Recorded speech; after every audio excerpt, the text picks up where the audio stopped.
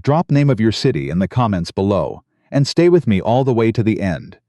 Because this story starts the way most hard things do, quietly, without warning, on an ordinary Tuesday. Nell Caudill had driven 11 hours straight with a broken heater in a truck that smelled like motor oil and the last good years of her 20s. She was 28. She had $40 in her wallet, a cardboard box of kitchen things on the passenger seat, and a piece of paper with an address on it that she'd already memorized because she was afraid of losing it. The address belonged to a man named Sutter Vane. She had never met him. She had spoken to him exactly once, on the phone for 4 minutes and 30 seconds. She knew because she'd watched the timer on her screen the whole time, the way you watch a pot, and he had not said anything warm or welcoming. He had said, "The position is cook and housekeeper. The pay is fair. The work starts when you get here." Then he'd given her the address and hung up before she could ask what fair meant. Her cousin Patrice had set it up. Patrice knew a woman who knew a man who knew Sutter Vane needed help and Nell needed work, and that was apparently enough of a foundation to build a new life on. She pulled off the highway outside of Dillard, Montana, and ate a gas station sandwich in the parking lot and looked at the mountains and thought, well, here we are. The ranch was another 40 minutes east, past 2 towns that were barely towns, a post office, a feed store, a diner with a handwritten sign, and then a long gravel road that her truck did not enjoy. She could feel every rock through the steering wheel. The last of the afternoon light was going purple and cold by the time she saw the house. It was big. Not grand, not the kind of big that announces itself. Just solid and large and old, the kind of house that had been added onto for generations. A porch that wrapped around 2 sides, a barn behind it with a new roof and old walls. There were horses in the field to the left, 4 of them, dark shapes against the fading sky. She sat in the truck for a minute, just a minute. Then she got out. The man who came through the front door did not come to greet her. He came to the top of the porch steps and stopped there and watched her walk toward him, and she felt the full weight of that watching.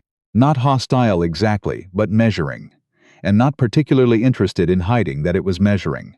He was tall, somewhere in his mid-40s, with the kind of face that had been weathered into stillness.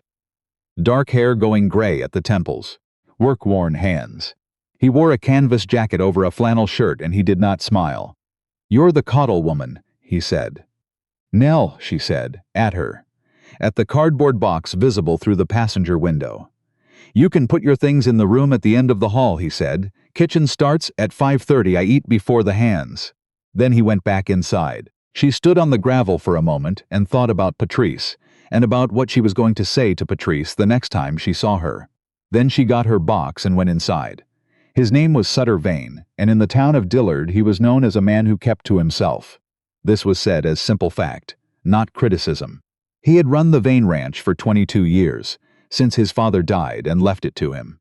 He had been married once briefly to a woman named Colleen, who had left after 2 winters and moved back to Missoula, and who he never spoke about. Since then there had been nothing. A series of housekeepers who had come and gone. Some lasted a season, one had lasted 3 years, and left only because her daughter had a baby in Oregon, and she wanted to be near, and the prevailing opinion in town was that Sutter Vane was simply not a man who opened easily, and that this was unlikely to change. Nell didn't know any of this when she arrived. She found it out in pieces, over the first 2 weeks, mostly from a ranch hand named Dex who had worked the place for 11 years and who talked the way some men do when they've been quiet too long, in long, conversational streams, as if he were catching up. "He's not mean," Dex said on her 4th morning, leaning against the fence while she brought coffee out to the barn. "People think he's mean." "He's not mean. What is he?" Nell asked. Dex thought about it. "Sealed up," he said finally, "like a jar that's been closed so long the lid's fused." She thought about that while she walked back to the house. She thought about it while she cooked. She cooked the way her grandmother had taught her. Nothing fancy, nothing that required a fuss, but everything made from scratch and made right. The first morning she put biscuits on the table along with the eggs and coffee, and Sutter Vane sat down and ate and didn't say anything. The second morning she made gravy to go with the biscuits, and he ate 2 portions and still didn't say anything. On the 3rd morning she tried a different recipe, her grandmother's buttermilk version, slightly tangy, with a crust that shattered when you pressed it, and he paused, just briefly, with his fork over his plate. He didn't comment, but he paused. She noticed. She didn't let on that she noticed. She just refilled his coffee and went back to the stove. That was how it started. November in Montana has a particular quality that Nell had not been prepared for. It was not the cold, exactly. She'd grown up in eastern Kentucky. She knew cold. It was the silence, the way the land absorbed sound, the way the sky came down low and gray and sat there, heavy and permanent seeming, and the wind moved through the grass in long cold sweeps that made the whole world feel emptied out. She found she didn't mind it. That surprised her. She had come from a loud life. A life that had seemed normal until it didn't.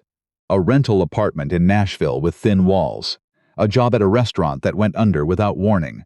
A relationship that had lasted 2 years and ended in a way she still couldn't quite explain to herself.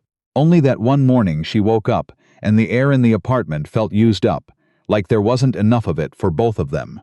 And 3 months later she was driving to Montana with a broken heater and $40. The quiet here was different. It wasn't the quiet of things being withheld, or the quiet of tension. It was just the quiet of space. There was too much sky for noise to stick to. She started waking up before her alarm. She started going out on the porch before 5 with her coffee, just to stand in the dark before the work began. She didn't know that Sutter Vane was sometimes awake at that hour too, sitting in the chair at the end of the porch that she hadn't noticed until the morning she came around the corner and nearly ran into him. She startled. He didn't. "Sorry," she said. "No reason to be," he said. She stood for a moment, unsure whether to go back inside. He wasn't looking at her. He was looking out at the dark field, the horses invisible but audible, somewhere in the black. She decided to stay. She went to the far railing and stood there with her coffee and looked out at the same dark field, and neither of them said anything for a long time, and it was not uncomfortable. That was the part she thought about afterward, that it hadn't been uncomfortable. He got up eventually, set his mug on the railing, and went inside to start his day. He didn't say goodbye, but at the door he paused, just for a second, in a way that might have meant something or might have meant nothing at all. She refilled her mug and stayed until the sky turned pale. December came. The first real snow fell on a Thursday and did not stop until Saturday, and by Sunday morning the ranch was buried in white, and the world had contracted to the size of what you could see from the windows. The horses were in the barn. The hands couldn't get in from town. It was just Nell and Sutter Vane and 4,000 acres of snow. She had expected that to feel strange. It didn't. She made soup, a big pot of it, the kind that fills a kitchen with steam and makes the windows fog up at the edges. She had found dried beans in the pantry and a ham hock in the freezer, and she put it all together the slow way, the way that takes most of a day. And by afternoon the house smelled like something that had been there for years. She was standing at the stove, stirring, when she heard him come into the kitchen. He stopped just inside the doorway. "What is that?" he said. It wasn't quite a question. "Senate bean soup," she said. "My grandmother's recipe. Well, she called it poor people's soup, but she got the recipe from a magazine, so." She heard something that might have been the beginning of a sound, not quite a laugh. She turned to look, and he was already turning away, going to the window. "It needs another hour," she said. He nodded. He stayed in the kitchen, though, which he didn't usually do. He stood at the window with his coffee and looked out at the snow, and she stirred the soup, and the kitchen was warm and full of steam, and the snow kept coming down outside, and that was all. That was the whole thing. But she thought about it later, in her room, and she could not have explained why it stayed with her the way it did. He ate 2 bowls of the soup at dinner. He said, "It's good." That was all. But those 2 words from Sutter Vane landed with the weight of a longer sentence. She had been there 6 weeks when she found the photograph. She wasn't snooping. She was dusting. She dusted the whole house on Wednesdays, including the study, which she had been told she could clean but not disturb. And the photograph was sitting on the bookshelf between 2 volumes of what looked like ranch ledgers, turned slightly inward as if it had been placed there to be partially hidden and then forgotten. A woman. Young. Maybe Nell's age, dark hair, laughing at whoever was taking the picture. Standing in the field outside, summer, the mountains behind her. Nell set it back exactly as she'd found it, angled the same way, went back to dusting. But she thought about it. She thought about the particular way a person hides something in plain sight, not locked away, not truly hidden, just turned slightly aside. And she thought that said something true about grief. That sometimes you couldn't put it in a box. That sometimes the closest you could manage was just looking at it sideways. She didn't say anything to Sutter Vane about the photograph. She didn't say anything to Dex. She just thought about it, quietly, and kept it to herself. Christmas came and went with no particular ceremony. She made a good meal, a roast potatoes, a pie from the apples she'd found canned in the cellar, and set the table properly with the good plates she'd found in the back of the cabinet, the ones that had barely been used. Sutter Vane sat down and looked at the table and said nothing, and then looked at her with an expression she couldn't fully read. "It's Christmas," she said simply. "I know what day it is," he said. But he sat down. He ate. He ate the pie in particular with a focused kind of attention, the fork moving slowly, the way a person eats something they don't want to end. "My mother used to make this," he said. "Just that. Apple, apple," he said. "Yes." She didn't push it. She just said, "It's a good recipe," and let it sit there. And he let it sit there too, and that was all that got said. But later he carried his own plate to the sink, which he hadn't done before, and she thought maybe that was something. January was the hardest month. Not because of anything that happened, exactly, but because January on a Montana ranch had a particular grind to it, the cold that didn't lift, the short days, the sameness. She noticed Sutter Vane was harder to read in January, quieter, if that was even possible. He moved through the house with the particular efficiency of someone who has learned not to need anything from anyone, and watching that, some mornings, made her chest feel heavy in a way she couldn't quite name. She started leaving things for him. Not in a way that announced itself. She didn't say, "I left this for you." She'd leave a cup of coffee on the workbench in the barn when she knew he'd be there. She'd set a plate of biscuits by his chair before he came down in the morning. She'd put an extra lamp in the study. On the evenings, she noticed the light in there burning late. He noticed. She could tell he noticed. But he didn't comment, and she didn't want him to, and she wasn't sure why. One evening, she was reading in the sitting room when he came through and stopped in the doorway. "You don't have to do that," he said. His voice was careful. She looked up. "Do what?" He gestured vaguely at the room, at the lamp she'd put there. "I know I don't," she said. "I wanted to." He stood there for a moment. That Sutter Vane processed things slower than most people, not because he was slow, but because he was careful.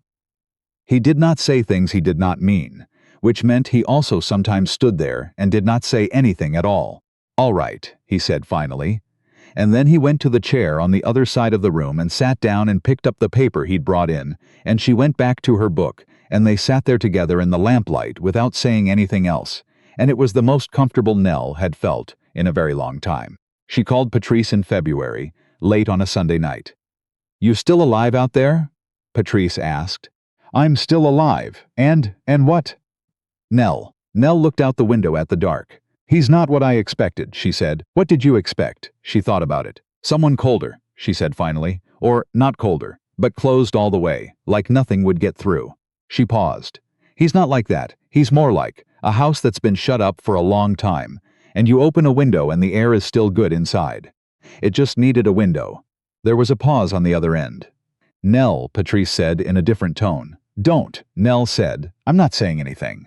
"You're about to." "I'm really not," Patrice said. "I'm just listening." Nell was quiet for a moment. "I should go," she said. Early morning. She lay in her room afterward and looked at the ceiling and thought about what she'd said to Patrice, and whether it was true, and whether it mattered that it was true. She decided it was, and it didn't. Not yet, maybe not ever. Some things didn't need to become something else to be worth having. Some things were just what they were. A warm kitchen, a shared porch in the dark. Two people sitting in the same room on a winter evening. She closed her eyes and went to sleep. The thing that changed it, or rather, the thing that made her understand something had already changed, happened on a Wednesday in late February. She had been moving a crate in the cellar, a heavy one, and she'd pulled something in her shoulder.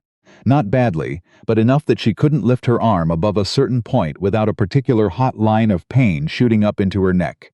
She didn't say anything about it. She adjusted. She did the cooking left-handed where she could, and the morning went fine. But at some point she reached up for a jar on a high shelf, just automatically, without thinking. And she made a sound. Just a small one. She barely heard it herself. Sutter Vane was at the table, drinking his coffee, reading something. He was across the room. "What was that?" he said. "Nothing," she said. "I pulled something yesterday. It's fine." He set down his paper. He came to the kitchen. He reached past her and got the jar from the shelf and set it on the counter, and then he didn't immediately move away, and she was very aware, suddenly, of how close he was standing. "Where?" he said. "It's fine," she said again. "Where?" he said, in exactly the same tone, which was quiet and flat and left very little room for argument. She pointed. He put 2 fingers on her shoulder, through her shirt, careful, and pressed in a slow arc, watching her face. When he found the place that made her eyes tighten, he stopped. "You need to rest that," he said. "I have things to do. I'll handle it." She turned to look at him, because that was unexpected. He was already stepping back, giving her space, putting the ordinary distance between them again. But his face had something in it she hadn't seen before, or hadn't let herself see. "Sutter," she said. He stopped. She didn't know, quite, what she had been about to say. Maybe nothing. Maybe she'd just wanted to say his name and see what he did. What he did was look at her. Really look at her, not the measuring look from the first day, not the careful contained look he usually wore, but something plainer and more direct than she'd expected, and what she saw in it made her breath slow down. "Sit down," he said. "I'll make the coffee today." She sat down. She watched Sutter Vane move around her kitchen, awkwardly, because he clearly didn't know where anything was, though it was his kitchen, and she thought, there it is. There's the man inside the sealed-up man. There he is. She did not say this out loud. She just sat there with her shoulder aching pleasantly, and watched him, and felt something quiet and certain settle somewhere in her chest. March came in hard and went out soft, the way March sometimes does. The snow started thinning. There was mud, which Dex said was the best sign of spring you could get in Montana, and she took his word for it.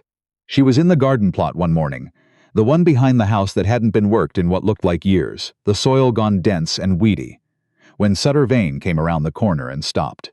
"What are you doing?" he said. "Thinking about what I'd put here," she said, "if it were mine." She hadn't planned to say that last part.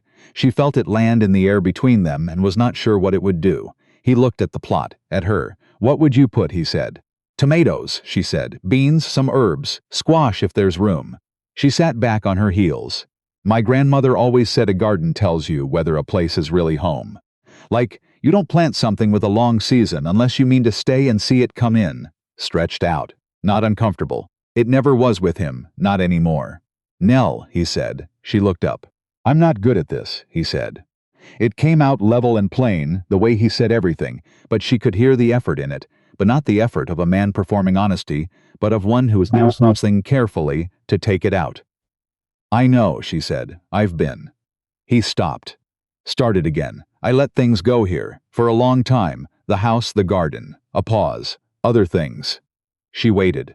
"I'm not asking you to fix anything," he said. "That's not." He looked away, toward the barn, then back. "I just don't want you to leave thinking it didn't matter, that you didn't matter, to the running of the place."